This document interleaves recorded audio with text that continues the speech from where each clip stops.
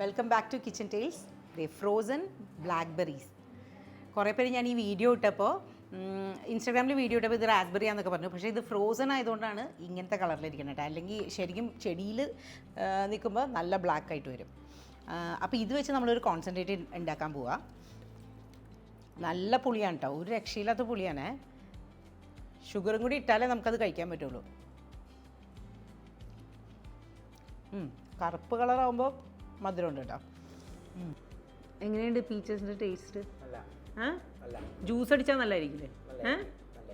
ഇന്നൊന്ന് ഹെൽപ്പ് ചെയ്ത്. കുറേ ഉണ്ട് കൂട്ടാ, ബാ പ്ലീസ്. തൊലി ഇതിൻ്റെ ഇത് സ്കിൻ പീൽ ചെയ്യണം. ഇത് പീച്ചസ്, അതും അവിടെ നിന്ന് തന്നെ കൊടുത്തു വിട്ടാ. കാന്തല്ലൂരിൽ അവർക്കൊരു ഫാമുണ്ട് അവിടുന്ന്. അയ്യോ, ബട്ട് ഇന്നത്തെ വീഡിയോ എൻ്റെ യൂട്യൂബ് ജേർണി ഞാൻ ചെറുതായിട്ടൊന്ന് എനിക്ക് മനസ്സിലായത് കേട്ടോ. ഓരോ യൂട്യൂബ് ചാനലും പല രീതിയിലാണ് ഫങ്ഷൻ ചെയ്യണത്. അപ്പം ഞാൻ എനിക്ക് മനസ്സിലായ രീതി പറഞ്ഞുതരാം. കുറേയൊക്കെ മന്ന പറഞ്ഞു തന്നാൽ അത് ഞാൻ പറഞ്ഞുതരാം. എന്തായാലും ഹോം മേക്കേഴ്സിന് ചിലപ്പോൾ ആവശ്യം വരും. എന്നാൽ തൊലി എത്ര കേട്ടോ. ആനിമോൾ ചേച്ചിയുടെയൊക്കെ ഫാമിൽ നിന്ന് കൊടുത്തു വിട്ടാ. ആനിമോൾ ചേച്ചി ഞാൻ ജ്യൂസ് ചേട്ടനില്ലേ അവിടെ നിന്ന്. നമ്മൾ മറിയൂർ പോയപ്പോൾ പോയിട്ടുണ്ട് അവരുടെ ഫാമിൽ. പോയിട്ടുണ്ട്, ജോർജി ഓർക്കാണിട്ടാ.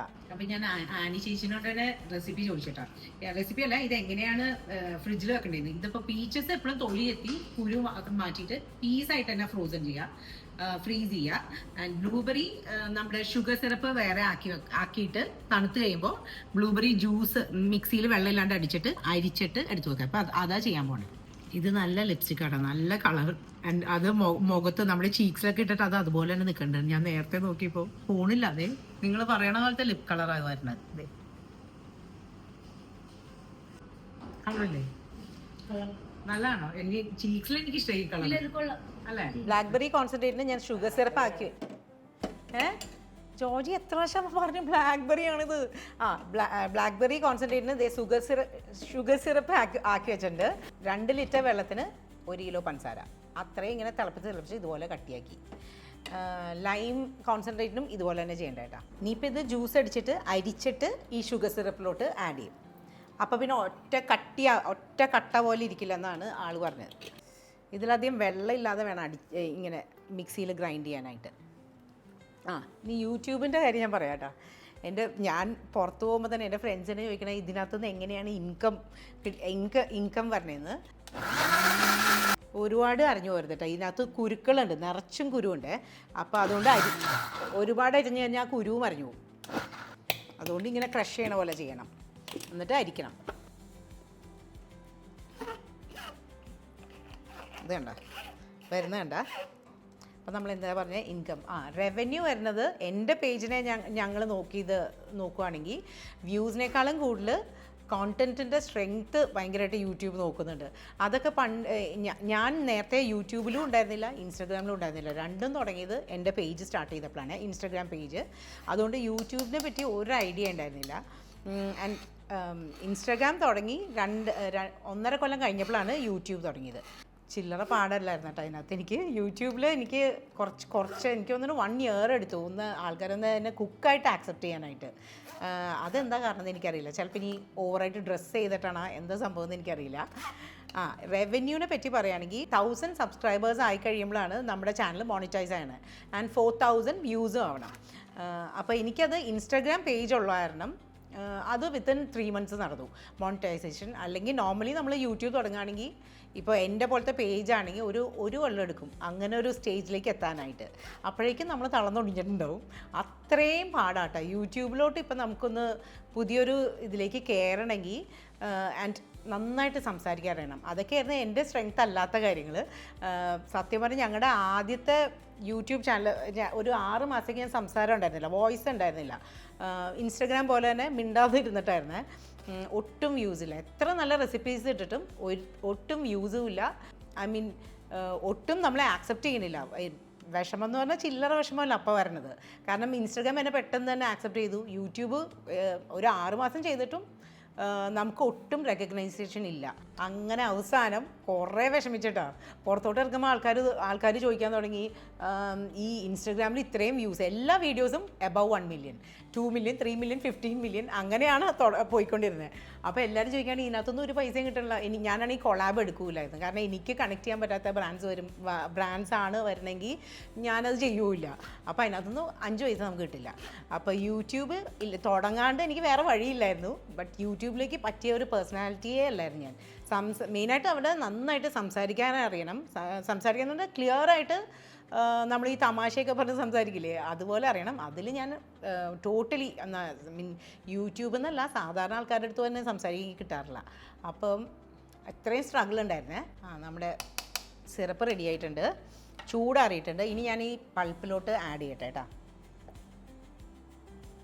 വെള്ളം കൂടുതൽ വന്നാൽ ശരിയാവില്ല, ഭയങ്കര വെള്ളത്തിൻ്റെ ചോയായി പോകും. ഇത് ഇനി സോഡയൊക്കെ ആയിട്ട് മിക്സ് ചെയ്ത് കുടിക്കാൻ നല്ല ടേസ്റ്റാണെന്ന് പറയണേ. നോക്കാട്ടോ, നമ്മൾ ലാസ്റ്റ് ഞാൻ കാണിക്കാം. ഇനി ഇതേ ഈ കോൺസെൻട്രേറ്റ് ഫ്രീസ് ചെയ്താൽ മതി കേട്ടോ.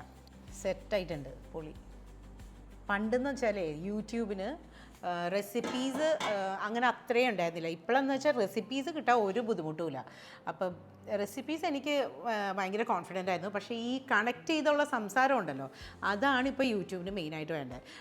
ലൈഫ് സ്റ്റൈൽ പോലെ അതെനിക്ക് തീരെ പറ്റുന്നുണ്ടായിരുന്നില്ല. ഇനി ഇത് ഫ്രീസ് ചെയ്താൽ മതിയേ.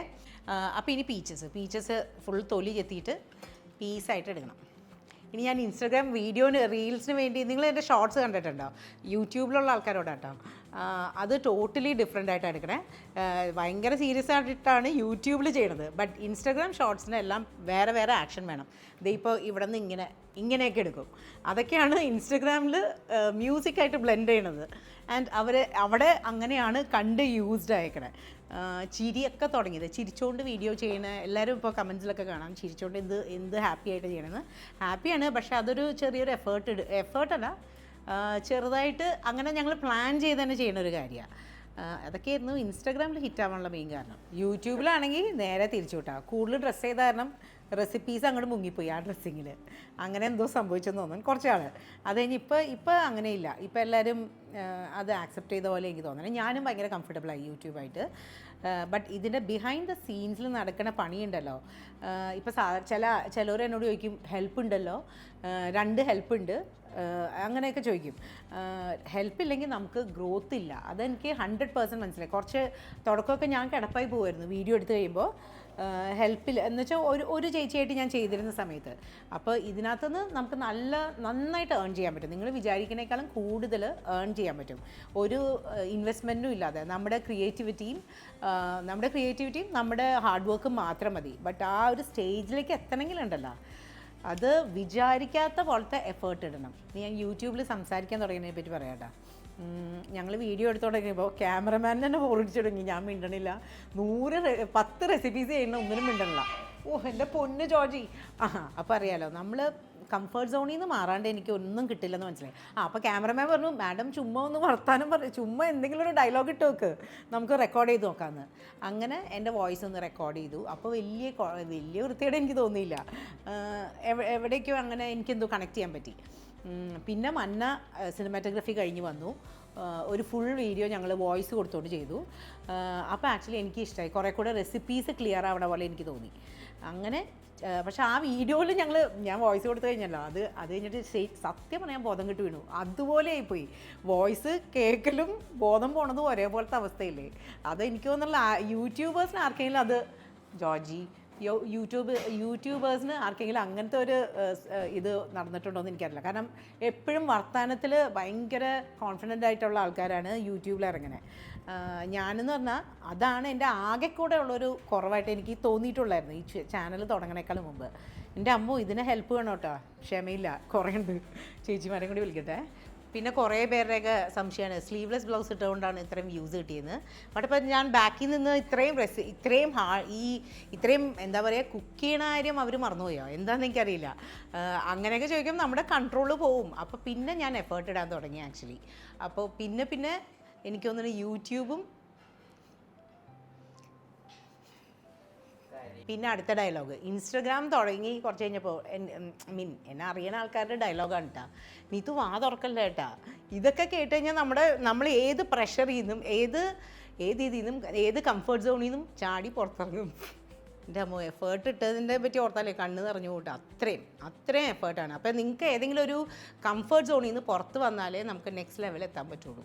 അത്രേ പറയാനുള്ളൂ. ഇനി ഞാൻ ഈ പീച്ചസിൻ്റെ പണി ചെയ്തിട്ട് ഇത് ഇവിടെ ചേച്ചി തന്നെ ചോദിക്കേണ്ടത് എപ്പോൾ കഴിയാനെന്നിട്ടാ. ഇൻസ്റ്റാഗ്രാമിൽ അങ്ങനെയാണ്, കുറേ ക്വാണ്ടിറ്റി കാണണം, വ്യൂസ് കിട്ടണമെങ്കിൽ അങ്ങനെയൊക്കെയാണ് എനിക്ക് കിട്ടി തുടങ്ങിയ views.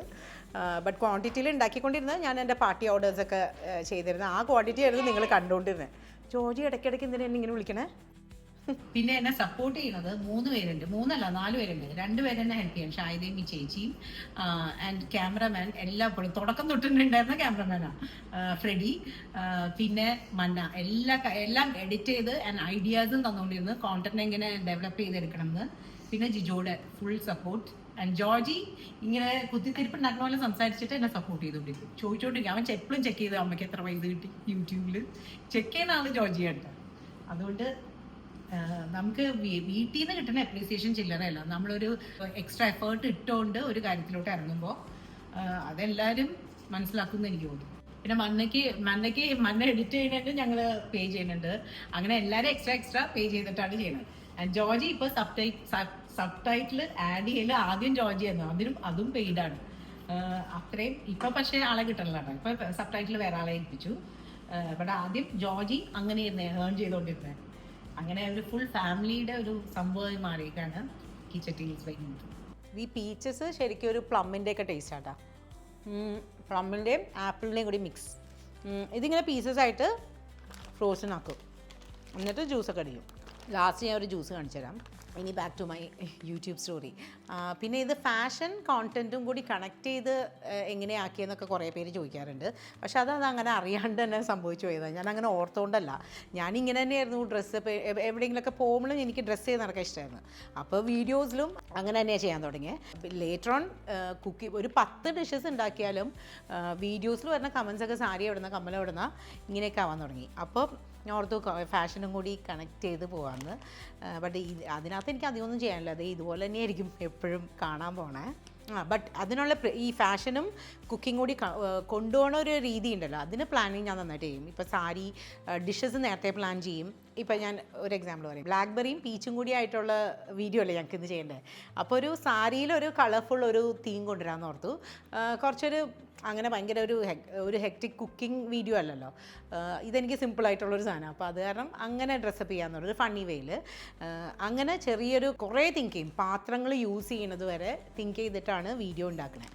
I mean colours, dishes ഇപ്പോൾ ഉണ്ടാക്കി വരുമ്പോൾ ഒരു കളർ വരുമല്ലോ, ആ കളറും എൻ്റെ പാത്രവും തമ്മിൽ ബ്ലെൻഡ് ആവണുണ്ടോ, അതിന് യൂസ് ചെയ്യുന്ന പാത്രങ്ങൾ സ്റ്റീലിൻ്റെ പാത്രം വേണോ, കാഷ്വൽ ടൈപ്പ് വീഡിയോ വേണോ, അല്ലെങ്കിൽ കുറച്ചും കൂടി ഫോർമലായിട്ടുള്ള രീതി വേണോ, ഇതെല്ലാം ചിന്തിച്ചിട്ടാണ് എൻ്റെ കോണ്ടൻറ്റ് റെഡിയാക്കണം കേട്ടോ. തലയിലെ കൂടെ പോണ കാര്യങ്ങളുണ്ടല്ലോ, അത് ചില്ലറയല്ല. അത് കാരണം എനിക്ക് പുറത്തു പോയി ആരെങ്കിലുമൊക്കെ ഇത് ഇനി എന്താ ചെയ്യാൻ പോണേന്നൊക്കെ ചോദിക്കുമ്പോൾ എനിക്ക് പെട്ടെന്ന് ഫീൽ ചെയ്യും. പിന്നെ ഇനി ഇന്നത്തെ ബ്രേക്ക്ഫാസ്റ്റ് കാണിക്കാം. ഇതിനി ഫ്രീസ് ചെയ്യട്ടെ. പിന്നെ ഫാഷൻ എന്ന് പറഞ്ഞുകൊണ്ട് ഞാൻ ഇത് കാണിക്കട്ടെ. ഇത് കണക്ട് ചെയ്ത് ഇതൊക്കെ കണ്ടോ മാല, ഇതൊരു മാലയാണ്. ബട്ട് നോർമലി ഇപ്പം ഞാൻ എനിക്ക് പേജ് ഉണ്ടായിരുന്നില്ലെങ്കിൽ, കിച്ചൺ ടേൽസ് ബൈ നീത്തുയുടെ പേജ് ഉണ്ടായിരുന്നില്ലെങ്കിൽ ഞാൻ ഈ ഒരു മാല മേടിക്കില്ല.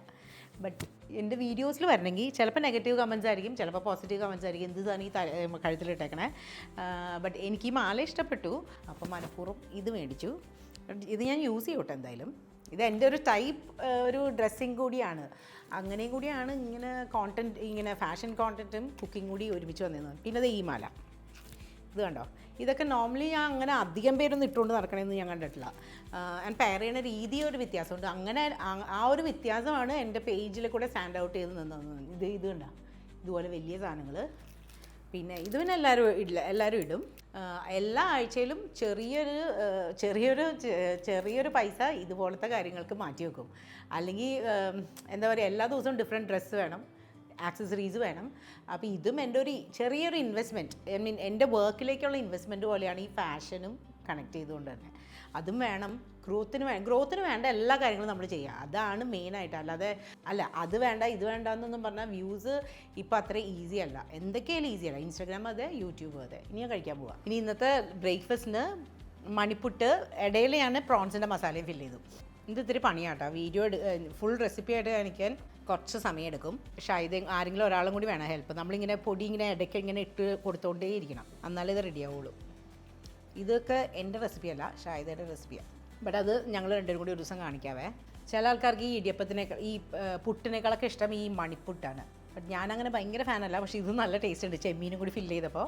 പ്രോൺ മോളിയാണ് ഇതിൻ്റെ സൈഡ് ഡിഷ്. അപ്പോൾ ചെമ്മീൻ മണിപ്പുട്ട് റെഡി. ഇതിങ്ങനെ ഓവറായിട്ട് ആവി കയറാൻ പാടില്ല. ആവി വന്ന് കുറച്ച് കഴിയുമ്പോൾ തന്നെ എടുക്കണം. മറ്റേ പുട്ട് പോലെ ഇങ്ങനെ ഇരുന്ന് കഴിഞ്ഞാൽ മരം പോലെയാവും. ഇനിയിപ്പോൾ പ്രസൻറ്റേഷനിൽ ശ്രദ്ധിക്കുന്ന കുറച്ച് കാര്യങ്ങൾ പറയാം. യൂട്യൂബിൻ്റെ പ്രസൻറ്റേഷനിൽ ഇതിപ്പോൾ ഞാൻ സ്റ്റീലിൻ്റെ പാത്രത്തിൻ്റെ മൂടിയിലാണ് സെർവ് ചെയ്തത്. നേരത്തെ ആണെങ്കിൽ അങ്ങനെ ഒരിക്കലും സെർവ് ചെയ്യില്ല. ഇത് ഇങ്ങനത്തെ നല്ല നല്ല പ്ലേറ്റിൽ ഇങ്ങനെ സെർവ് ചെയ്യുള്ളൂ. പുട്ട് വാഴയിലേക്ക് ഇട്ടിട്ട്. ഇതിപ്പോൾ അത് ചെയ്തിട്ടില്ല. ഇനി ഇതിൽ വന്ന് മിസ്റ്റേക്ക് ഞാൻ പറയാം. ഒന്നുമില്ലെങ്കിൽ സ്റ്റീൽ പാത്രമാണെങ്കിൽ ജസ്റ്റ് കാഷ്വൽ വീഡിയോ പോലെ പ്രസൻറ്റ് ചെയ്യുക. ഇതും സ്റ്റീൽ പാത്രത്തിലായിരിക്കണം. കഴിക്കുന്നത് സ്റ്റീൽ പാത്രത്തിലായിരിക്കണം. ജ്യൂസ് കുടിക്കുന്നതും ഈവൻ നമ്മുടെ കാഷ്വൽ കപ്പ് ഉണ്ടല്ലോ സ്റ്റീലിൻ്റെ അങ്ങനെ എന്തെങ്കിലും, അതുവരെ ഞങ്ങൾ ശ്രദ്ധിച്ചിരുന്നു. ഒരു വീഡിയോന് കാഷ്വൽ ലുക്ക് വേണോ ഫോമൽ ലുക്ക് വേണോ എന്ന്. ഇതിപ്പോൾ എല്ലാം കൂടി മിക്സ് ആയിട്ടായിരിക്കണേ. ബ്രെയിൻ വർക്ക് ചെയ്യുന്നില്ല. അപ്പോൾ അതുവരെ നമ്മൾ വീഡിയോ ചെയ്യുമ്പോൾ ഞങ്ങൾ അതുവരെ ശ്രദ്ധിച്ചിട്ടാണ് ഇട്ടുകൊണ്ടിരുന്നത്. അങ്ങനെയാണ് ഇത്രയും വ്യൂസ് കിട്ടാൻ കാരണം. ഞാൻ യൂട്യൂബ് ലേറ്റർ ഓൺ എന്തായാലും വ്യൂസിലേക്ക് വരും എന്ന് എനിക്ക് ഉറപ്പാണ്. അപ്പം ഞാൻ ഇനി ടേസ്റ്റ് ചെയ്യട്ടെ. പ്രോൺ മോളി റെസിപ്പി ഞാൻ നേരത്തെ ഇട്ടിട്ടുണ്ട് കേട്ടോ. അത് ട്രൈ ചെയ്തു, നല്ല ടേസ്റ്റാണ്. ട്രൈ ചെയ്യാത്തവരുണ്ടെങ്കിൽ